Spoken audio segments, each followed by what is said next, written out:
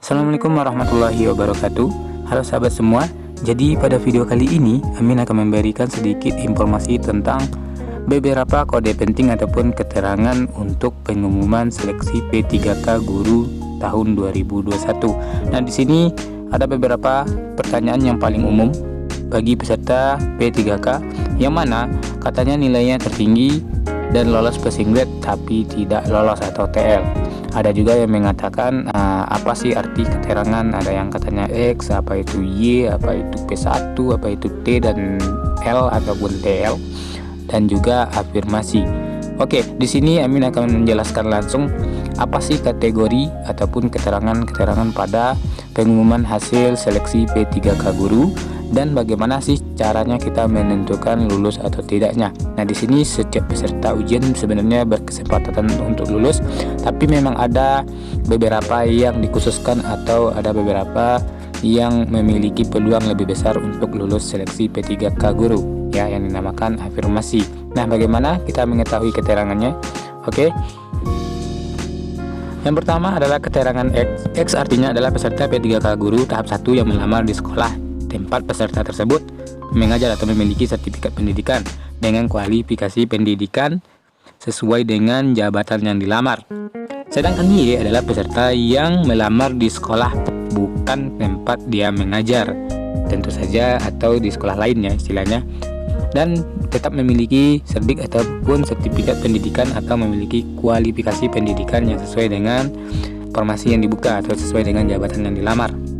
Selanjutnya, keterangan P1 artinya memenuhi passing grade atau memenuhi nilai ambang batas kategori pertama, dan passing grade 2 itu memenuhi ambang batas kategori P2, serta P3 adalah memenuhi nilai ambang batas kategori ketiga. Nah, kategori 1 dan 2 ini diurutkan sesuai dengan nilai tertinggi. Yang selanjutnya, arti dari L adalah peserta yang lulus, dan TL adalah peserta yang tidak lulus, TH peserta tidak hadir.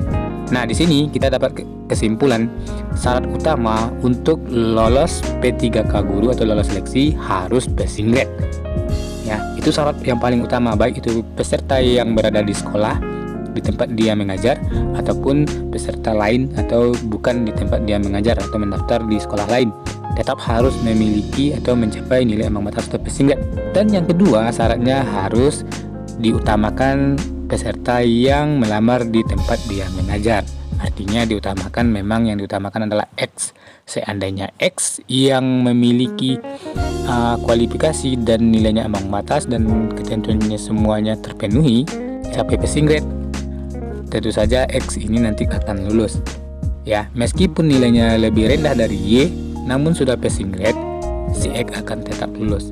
Jadi syarat utama atau kelebihan utama adalah si X itu afirmasi. Nah, di sini kita contohkannya.